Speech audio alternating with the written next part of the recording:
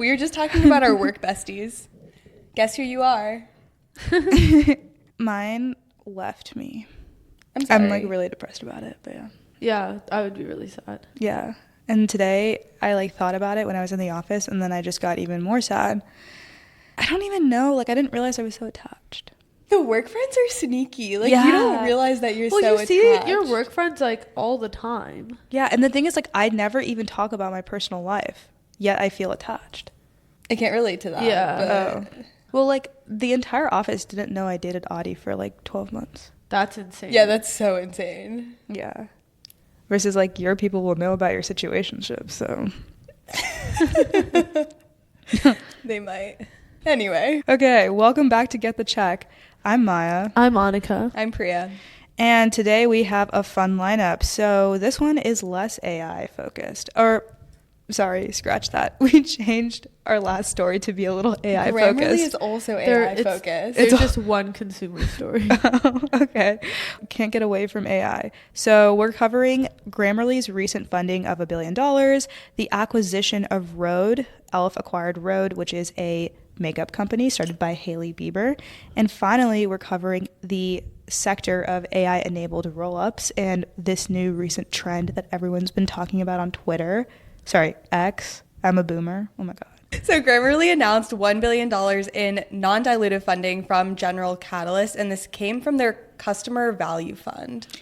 Yeah, it basically is an alternative financing strategy that lends capital, but it's secured by the company's recurring revenue. So you can use this capital basically for your CAC. So you can use it for marketing dollars. And then when that turns back into revenue for the company, like an annual subscription, the fund will take a pretty large cut of that. But then what that does is it frees up your normal venture capital funding for other things like mergers and acquisitions. But yeah. It's kind of like when Mr. Wonderful does deals on Shark Tank and he's like, I'll take a % of your revenue until I get my money back. Yeah, and General Catalyst is known for doing this. They did this with Lemonade, where Lemonade borrowed up to 80% of their planned CAC, and then General Catalyst took 80% of new customer revenue until the 80%? Yeah, 80% of like what they planned to do. Because like at this, once you're big enough, like your marketing spend is actually underwritable. Because if you just spend this much more money, you will get that much more revenue. It's like pretty predictable within a certain range. And it's also capped. Like it's 80% until a certain amount. Yeah, until they get paid back. Yeah, so I don't know if it's till they get paid back, but it's like whatever amount they've agreed until they on. get a percentage back. It's specifically in the Lemonade one, it's until the lower of either 16% internal rate of return or 1.4x of the capital that they took. So whichever the first is reached. And then beyond that, whatever revenue that they get is Lemonade's. So this really works for like later stage and growth stage startups who don't want to dilute their funding anymore, probably can't raise at a better valuation than what they already have, but they need the capital. And their business is like relatively stable and profitable, but maybe they might not be in a situation where they want to IPO under the current landscape. That makes sense for Grammarly. Like they were valued at $13 billion in the peak of like zero interest days, and they would not get near that kind of valuation today if they were to raise money. Yeah. So it's actually the best move that they could have done. And I actually don't think it should be even frowned upon. I don't think it is frowned upon. Yeah. Like, I feel like it makes sense, and it's just another way that they can get more capital and, like, continue to grow. Mm-hmm. With the announcement, they also said that they have 40 million daily active users and 700 million in ARR, which I know when me and Maya were talking about this, we were like, what? How did they get 700 million in ARR? Yeah, and I was actually so confused by this, too. So in 224, there was an estimate that they were making... Sorry, 224. Oh, my God, that was really bad. Okay, so back in 2024, their ARR was at 250, which is a third of what their estimated ARR is right now. Yeah. And part of it can be attributed to Coda, which is the company that they just acquired in 2024. But Coda's ARR was also only at 40 million, so I actually don't even know. I saw that. Yeah, I don't even know how they reached 700. And I don't think it's fake. They are growing. Like, it would make sense because their 2022 jumped to 2023. I think they 2x'd revenue. They didn't 2x from 2023 to 2024, but it's possible they did it again. And then with Coda and upselling Coda's customers, it's possible that they like get to 700. They also have like really big logos. Like they have like Atlassian, Expedia, Zoom, Databricks, BlackRock. Like, I guess. So you think it's like internal growth of their customers too. I'm sure it is new logos. I'm not sure what the split is, but I guess like I didn't realize that those types of logos had like a paid subscription to Grammarly, because like no company I've ever been at has had. Well, they a also Grammarly could be account. using Coda if Yeah. they're new. Because like This was Coda is basically February just like a Notion competitor. 2024.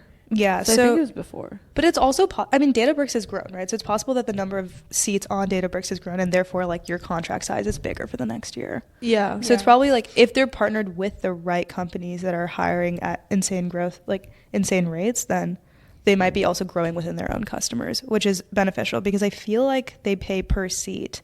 Yeah. I know if you just, like, if you're a consumer and you get it, it's between $12 and $30 for the premium version. So I'm sure there's like some deal on that if you're an enterprise, but it's something like that.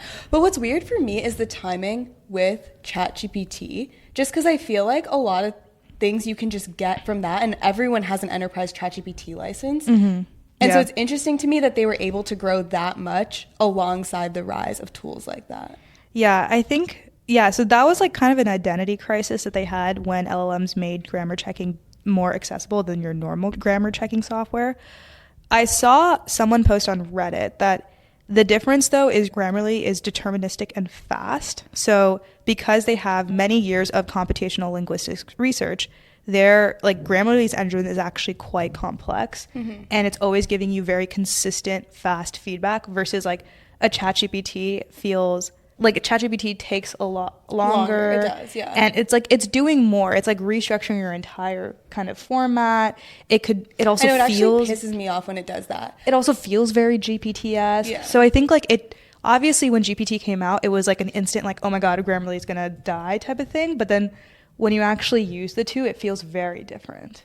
But I think our workflows are going to change too, because like that makes sense. I think as we go towards more like AI enabled, you aren't even writing anything from scratch and you start by prompting, as opposed to Grammarly where it is really good at what you're talking about to like correct emails and correct your current writing. I see what you're saying about the prompting thing. Like I think right now the chatbot type of interface doesn't necessarily make sense for like editing writing, and maybe in the future if most writing is like starts with a prompt, then it is different. But I also think we're like very far away from that. Like at least like at work I still like write things from scratch all the time, and then usually have ChatGPT look at it after if it's like external communication. And I actually think that's where like Grammarly, at least right now, is kind of strong, because they also have their like Grammarly Go product where you can have like for enterprise customers, you can have like a style guide and even like a tone guide. Managers can look at like their team's tones and see if like someone's using a different tone. So like if you have like 10 sales reps that are communicating and like one person's using a way more casual tone, it'll like tell the manager that. I didn't even know that. Yeah, like their enterprise product has like style guides and like way more than just like the consumer product we might have seen where it like highlights something. And I think that ChatGPT is like very far from offering that. They might not even ever, because that's like clearly the application layer. I think what it shows is just like the constant battle of like, will product and taste win out over just a more plain, simple, all you can do wrapper like GPT or like a chatbot. And it seems like if Grammarly is still growing at an insane rate, like there is reason to believe that they can stay in this race and that they're not a threat. Like General Catalyst fully underwrote them and was like, yeah, sure, here's $1 billion. Like that's not a small amount of money to give out, especially for a firm like GC. Coda is also basically like a Notion competitor, so they're trying to create a product that like integrates with like all aspects of your like company. Like for example, like if you change the way your company is referred to or something like that, you could like just like it's almost like Command F replace all. Yeah. And I think the bigger thing with the Coda acquisition is, one, it showed that they're trying to make more of a product suite, but they're actually not going to bring it in together. Like they're not going to resurface Coda and try to make it Grammarly-esque or like change the branding. Like they're going to treat them as individual run companies, but still probably offer some package deal. But the second thing is they put Coda's CEO in charge of Grammarly. And I think that this was intentional because, I mean, if you look at like when he came into charge and like the difference in revenue, like it seems like it's doing well. And he also has like a very high reputation in the Valley because he was the CPO and CTO of YouTube for like 10 years during its huge growth phase. I know, I was stalking his LinkedIn and I was like, oh my God, this is yeah. crazy. Like our YouTube days was defined by this guy. They do like keep changing who their CEO is though, because before it was like they had just changed it to another guy. Well, Grammarly's been around since 2009, and it was bootstrapped until it's like first running in 2017, and then started raising a lot more money like in the 2020s. But like post their whole like AI crash out, I think they changed it to someone else. Oh, really? Wait, what's the name of the current CEO? Shashir. Yeah. But they changed it to Rahul like after their whole AI thing, and then switched him out again. And then switched him out after. And Rahul was previously the global head of product. And he also had like, I think he was like part of the group that started like Google Chrome. Like he also has a really impressive background. And I listened to like his interview, and he was basically like the first CEO that was supposed to be like AI first, and like, and that was before the Kodak was. Yeah, and they like kind of referred to him as like reinventing the company and like even like refounding the company. So like the way they were talking about him definitely did not give the impression that it was going to be like someone a year-long new, stint. Yeah. So like it is interesting to me that they then like switched it out again. It could have also just had to do with like politics with Coda. Yeah. Yeah, like it also could acquiring just be like the Coda. deal of the acquisition. Yeah. Well, it seems pretty obvious that they're going to go after like a Google Workspace approach where they have like many tools. So we see like Coda, which is like a Notion competitor, Grammarly, which is like kind of a grammar checking software. Any bets on what would come next? Well, they did say that with the funding, they're reportedly planning to build more communication-based tools and host third-party tools on their platform. Interesting.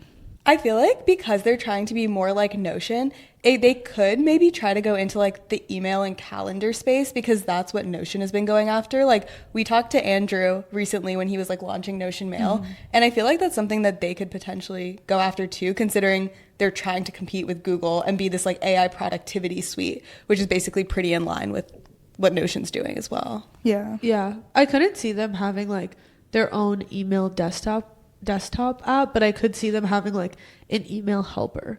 I will say, like, I personally find Grammarly extremely annoying. Like the little icon. Yeah. I don't know if you guys have ever used it, but it's always just like in the wrong place, and like it underlines a bunch of things that I like don't mean to change. So I feel like they could also make like more of a customized approach. Like for example, for like me personally, if like a word is misspelled or something, I like definitely want to be alerted about that. But if it's like a comma that like maybe 70% of people would put there and like 30% of people wouldn't, like I don't need you to like underline my whole sentence in red, and like it's just annoying. I think like their first strategy was purely the individual play, like the consumer play, and a lot of their early revenue was weighted towards the individual, and I think they're trying to diversify away from that. So maybe a lot of the features that you're frustrated by, you wouldn't be if you had like the enterprise plan. I don't know, but over time, like their pie has shifted towards enterprise, and now it's 40%.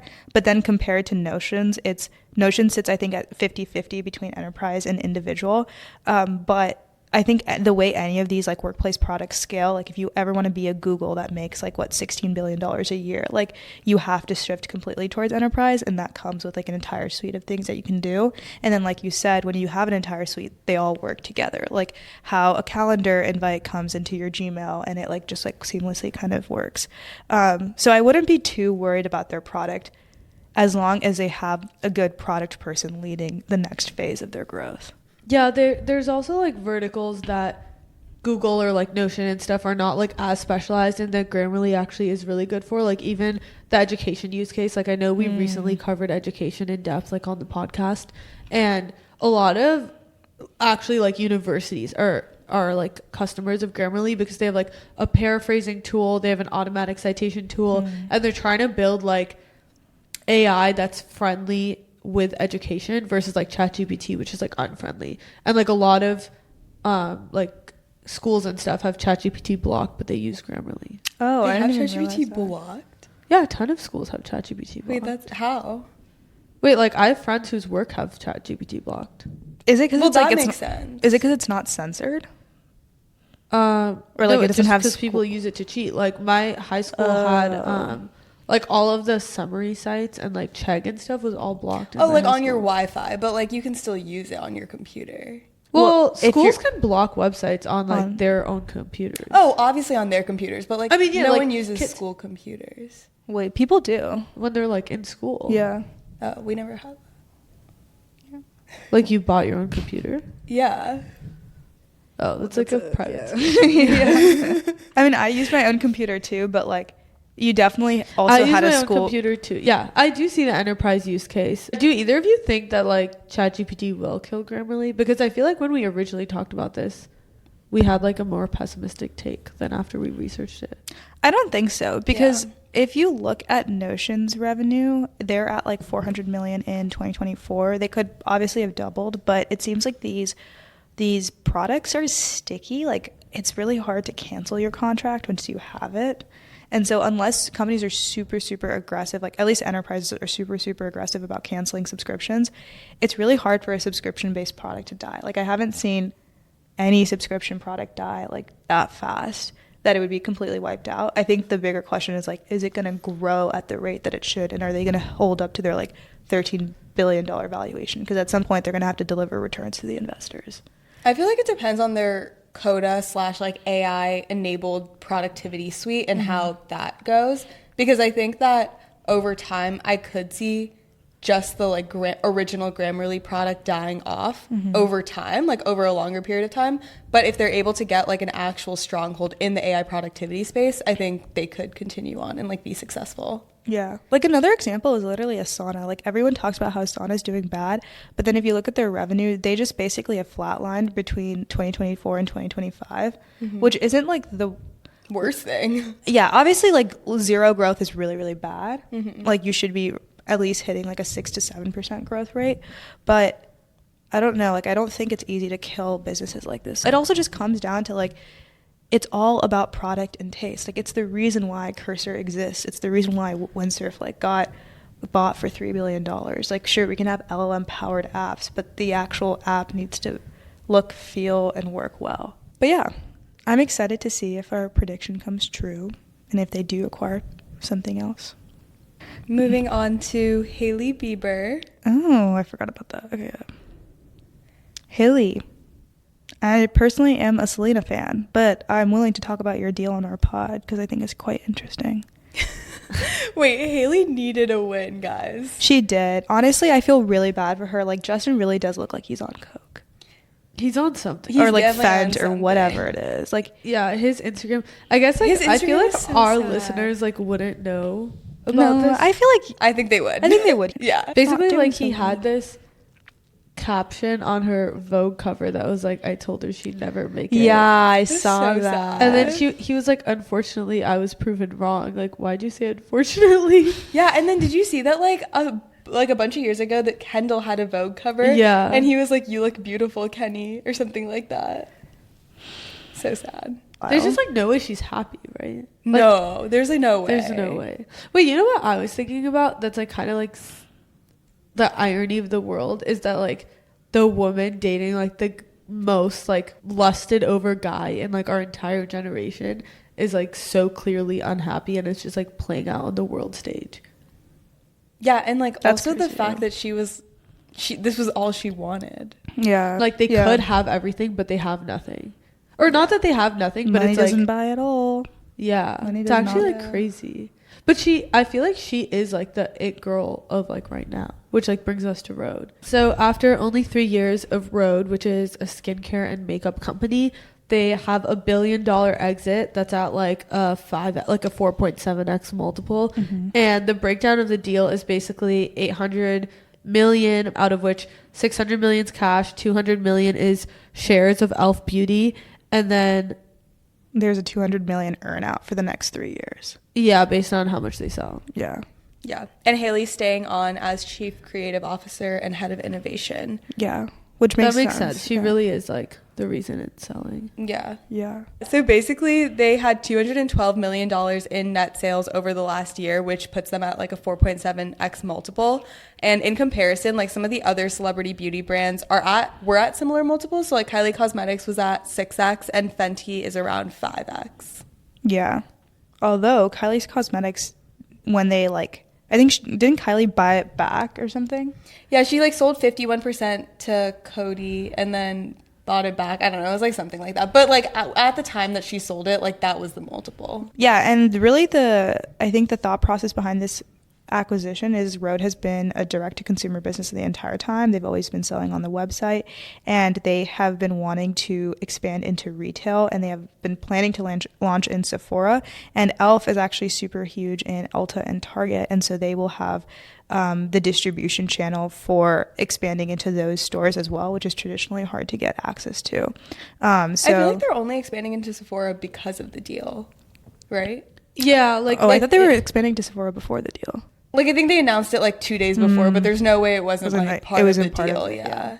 I think it's even just like the manufacturing ability. Like, apparently, like, there's a lot of critiques on Reddit and stuff about her products being like too grainy or like going bad. And I'm not like a makeup expert, but I feel like some of the going bad aspect is also just like an e.l.f. has like the scale and the experience of like how to make makeup last like a really long time, how to pass like all these different regulations, created at scale. And like Hailey, I feel like some of her stuff was even out of stock, right? Like it would drop and it'd go out of stock, and it wasn't like obviously at the scale of what e.l.f. does. So Rhode benefits from like e.l.f.'s scale and expertise. And this is very common in like, what is it, CPG goods. Like we see this also with like protein bars, snacks, with like Pepsi acquiring Siete and Poppy, and then like also like the new David protein bar has like a crazy valuation, and it'll Have you probably guys tried them? No. I think they suck. Oh, I heard that they're really good. Yeah, my office I know. loves them. Everyone's obsessed with them. Maybe I had a bit bad flavor. But they have it's really hard to get your hands on them. Like they don't sell like in Costco's or any like normal places that you would go They're buy on like them. TikTok. Yeah. That's like the only place you can buy them. Like it's But direct. That's crazy. Someone was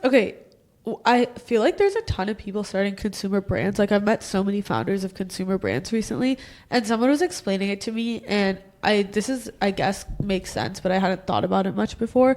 But they were like, the goal of all of these like consumer brands is to just have a bigger consumer brand acquire them. Yeah. Which makes sense. That does make sense. But I feel like it's different than tech, where like a lot of tech companies see their own individual path towards IPO. Like they're not necessarily gunning for an acquisition. Yeah. Versus like an acquisition by like a major, like the Poppy Pepsi thing, that's like ideal outcome for them. Yeah. It is all championed by someone who understands marketing super well, and they have like this breakout product that gets very popular on TikTok. Like it just seems to be a cycle these days where there's a product, it does well on TikTok, a bunch of people buy it, it's direct to consumer, and then they get acquired. Yeah. I think like Harvard did this study where they found that 2/3 of people that purchase like beauty products find it from influencers, which is crazy. That makes sense. I feel like that's how I find my products. Yeah. And then I think on e.l.f.'s end, they have seen a lot of growth. Like I think they've had 23 consecutive quarters of growth, but there are some doubts about their path forward because a large percent, I think like the majority of their products are manufactured in China, and they're getting hit with tariffs, and they had this announcement that they're increasing their products by $1, which for them is a lot because a lot of like e.l.f.'s makeup products are in the like under $10 range.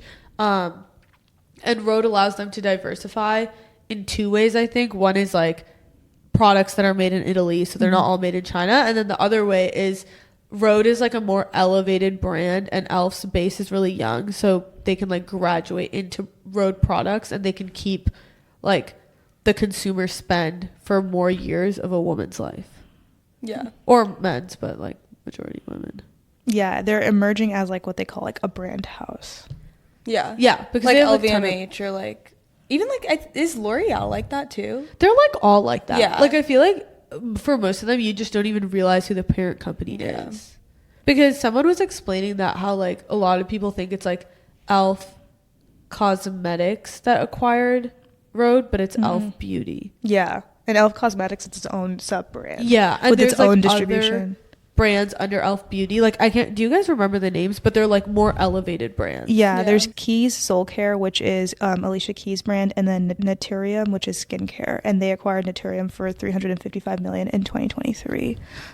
So they're trying to build like I think a clean beauty multi-brand conglomerate type of thing, which is, I guess like I don't really see another example of this in the makeup and skincare space. Like Too Faced, Benefit, they're all separate brands. Like we haven't really seen a conglomerate brand of this scale outside of like maybe like L'Oreal, which then spans like more than makeup and skincare. But yeah. And L'Oreal's the biggest player. Yeah. By far. By far. Yeah. I guess there's not been like a new player, and I would say e.l.f. is relatively a newer player. Like L'Oreal has been around for a while. Estee Lauder's been around for a while. Or I guess they're the same thing. I don't really know how they all work. Yeah, I also don't understand the market map. But I mean, e.l.f. has been doing really well. Their stock's up like 80% on the announcement, which is crazy. Yeah, it is insane. The one question I have is like, with like what you said with the Harvard Business Review being 2/3 built by celebrity brands, like in this day and age, is it possible to build a beauty brand without being a celebrity? I think it would be tough. I think you would need like celebrity backing in some sense, like the way Alex Earl is doing like Sip Margs right now. You would need like something similar to that, I think. Yeah, I was gonna say I think you can. You just need like really good influencer marketing, and like without that, I don't think there's a way. It like all I'm saying is that it seems like the influence of social media and then specifically TikTok in the most recent years have almost created like a bigger barrier to getting these products to be successful. For sure. And I feel like one of the things that I was reading about e.l.f. is they were one of the first beauty brands to embrace TikTok and start like marketing and posting on it. And so they won a lot of that early crowd, and probably why they have like those younger Gen Z people on it is because they leaned into that. And I feel like all of these people, probably starting with Kylie Jenner, but like all of these people afterwards, they have created a new market that didn't exist before. And it's really cool to see. Yeah, like I remember when Maybelline's Sky High mascara went viral on TikTok. It was like so viral for months, and it's still the mascara I use because I just like heard so much about it, and I feel like you go to like a Sephora or something to get your mascara, and if you've heard about one like 10 different times, You'll get it. yeah, and it's like I don't really know. Yeah. And sometimes like I feel like I don't even realize that things are being marketed to me. Like so Hailey Bieber has this YouTube series called like Who's in My Bathroom, and she basically just brings a bunch of other celebrities and they like talk about things. And until I was reading about this, I didn't realize that whole series is produced by the co-founder of Rhode. And it's like all just like so circular because he owns this media house that produces all of her like YouTube and documentaries and things like that. And I honestly didn't even realize it was selling Rhode to me. I just watched it because I liked Hailey Bieber. But it's just like it's kind of going back to like how many touch points you have with someone. And then when you see them launch something and you want to live their life, you're like, oh, cool, I'll just get that and I'll be like them. Yeah. And it like actually works. Cool. Well, that being said, congrats to the Rhode team on a well-deserved acquisition. Our next segment is around AI-enabled rollups. This is quite different than our normal news segments because it's not really coming out of a specific news story this week, but it's just been a general trend that we've seen in the market recently, where VCs are looking into how to acquire a bunch of small businesses and then use AI software to get the margins that they would normally get from a traditional VC investment. And the reason why this has been super controversial, honestly, is because rollups are a PE-backed model where normally you have a bunch of different businesses, you buy them for their customers, and then you implement some sort of software so you can take advantage of the gains in cutting human labor. You can buy these businesses from 1 to 3x on EBITDA and then boost and sell it off at 5 to 10x EBITDA, which is a classic PE model.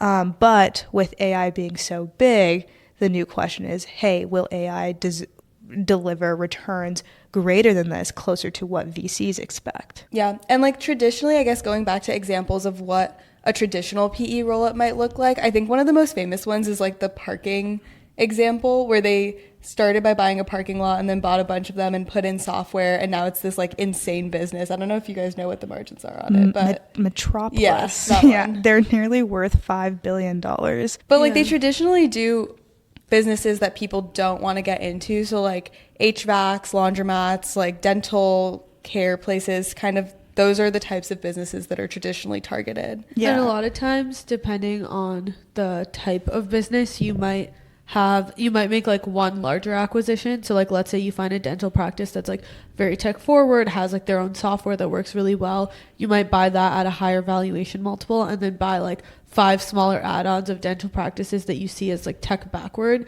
because then you have like a clear arbitrage opportunity of just like implementing the best practices of one company and all the other companies. And it's a lot of people are even doing it on their own these days. Like I feel like we have friends that want to like acquire a company and make it AI enabled just like on their own. Yeah. People forget that small businesses employ half of the American workforce and contribute 44% of the US GDP. I personally love small businesses. I work for a company that their like whole mission is growing small businesses, whatever. We don't need to get into it. But the basic idea is that there's so many businesses out there that are super fragmented. And how do you kind of aggregate these fragmented spaces rather than and get the kind of size that you'll see out of startups in the Valley? And so PE has been doing this for a long time. I remember I interviewed for a car wash startup once. I remember that. Yeah. I was like, what are your plans? And they were like, we're going to hire one more engineer and then we're going to build the software. And I was like trying to understand like what the goal was here.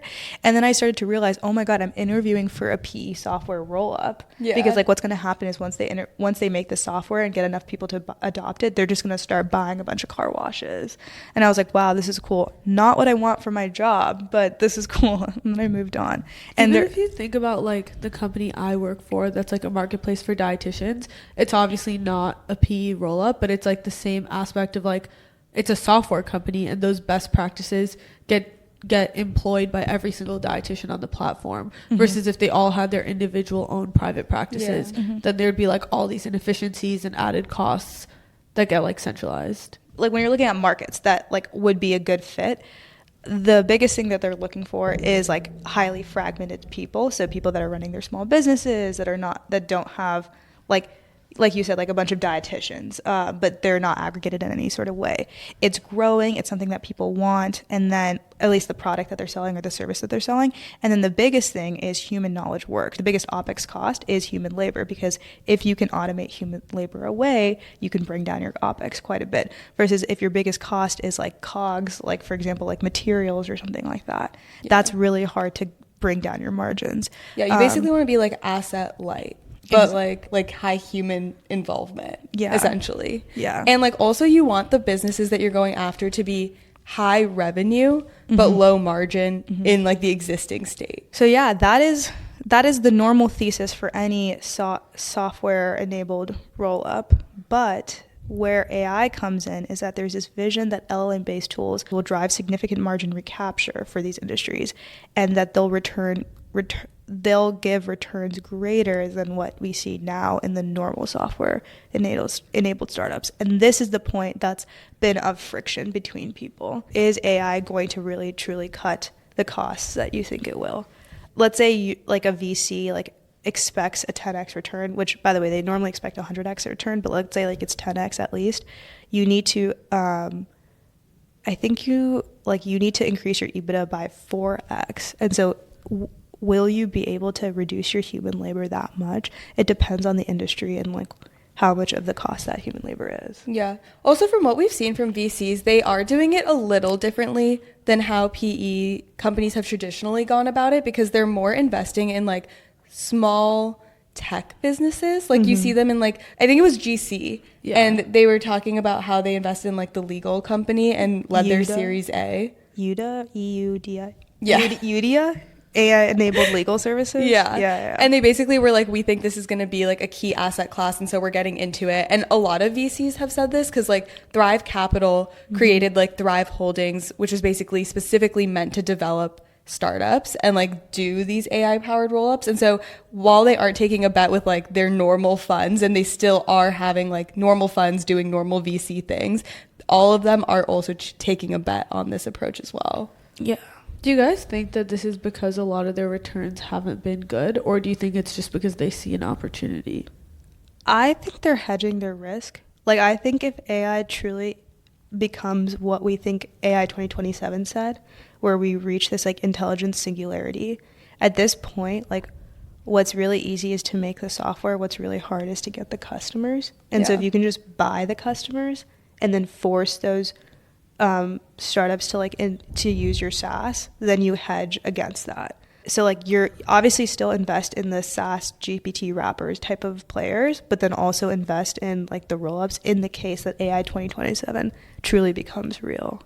Yeah, I also think to an extent like software will get commoditized and anyone can build anything. So then it's like, what do you have? You have the data, you have your like relationships with people, you have the customers, like Maya said.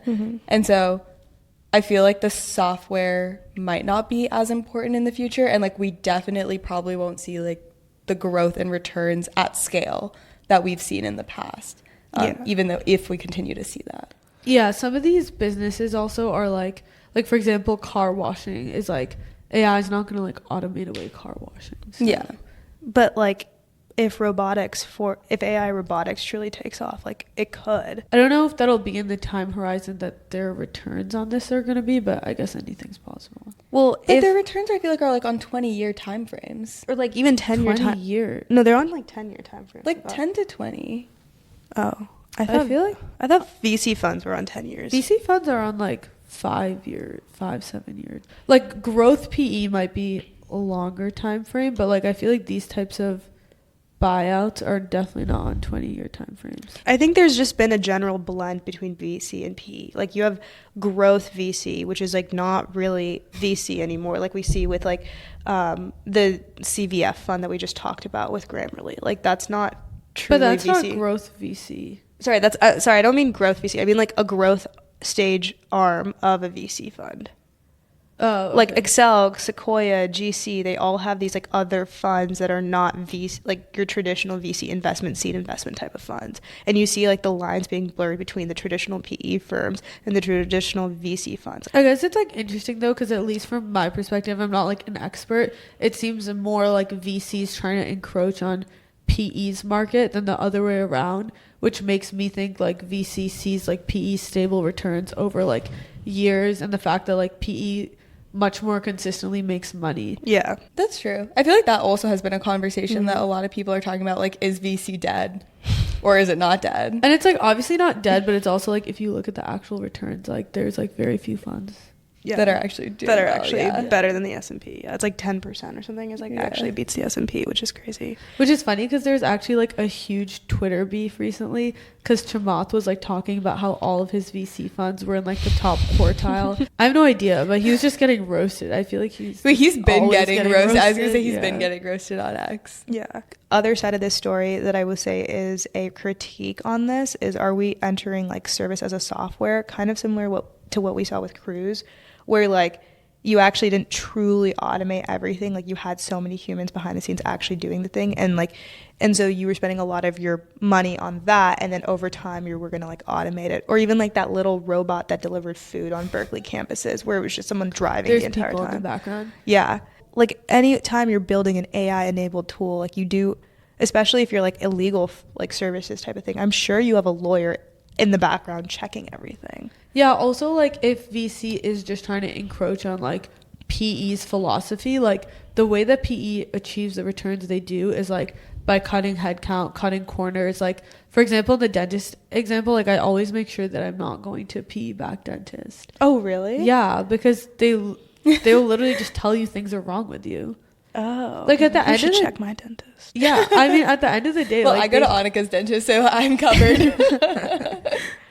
Like literally while I was at Bain in the PE group, like one of my managers was like, oh yeah, make sure like all these things in life like that you're going to are not PE back, because they like secretly own half of America, and like they just cut costs and corners as much as possible. And so it's like VC's kind of saying like, instead of cutting corners, we're gonna like bring technology into the mix. But it's like I feel like they're also gonna just end up it's no different corners. Yeah, it is no different. And it's like PE also has always brought technology into it, right? Mm-hmm. Like I saw this funny tweet the other day that was like, if you have a small business that's successful and you want to get bought out by PE, the first thing you should do is delete your website.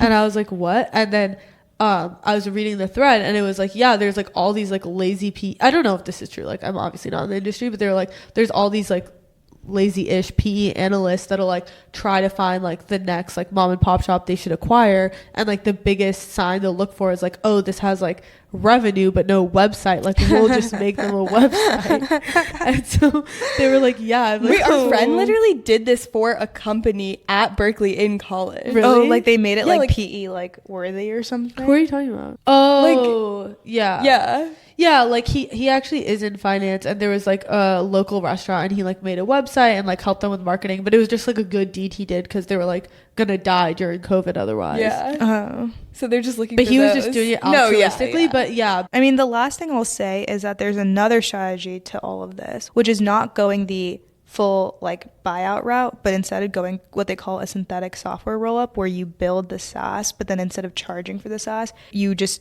do a rev share agreement where like you split the revenue gain from the SaaS being enabled. Some people in the industry have said, hey, maybe VCs should be investing in this, specifically AI-powered ones, so that instead of having the traditional SaaS business where it's hard to get people to adopt because you have to pay money to use the SaaS, you just share the revenue gain, and then more people will actually adopt it. Like more mom and shops will do it because like it's access to net new revenue that they'll get instead of like having to pay. So you're still investing in the software, but the money you make is based on the revenue gains of the company you're implementing it in? Yeah. So like Okay. if I give this software to the car wash people, right? Like if I make a car wash software and I give it to, and this shop implements it and they see a 30% uplift, then I take like 20% of that home. I feel Instead like that's of- almost just like the Graham Relief funding model, Yeah. where It it's is. like a percent of their revenue. It's kind of hard to isolate like what is due to the software. I don't know if this is going to be a crazy pod prediction, but I feel like this could be the new way we see like SaaS emerge, or the new pricing structure. Because if software is truly that cheap, right, or like that easy to get, then again, it's all about who has the customers, who owns the customers. Yeah. And so maybe people will be like, no, like I'll only give you 10% of the revenue if I implement this. Well, can't like individual people in that case just like do that and make that deal directly? Because if it really is that easy to build software and anyone's able to do it, then couldn't an individual do that, go into like some type of company and strike that deal? But I mean, feel this like is what like individuals are doing that. that is what contractors are Yeah. to a certain extent. It's also like the entire craze of like MBAs acting as PEs and buying businesses and then like redoing them basically. I'm Yeah. sure there's a lot of tech people that do it too and are just like less loud about it than the MBAs. Yeah. Cool. Well, that wraps up our episode. Bye. That was such a- Hanika's like, let's leave. She's like, I'm done with this.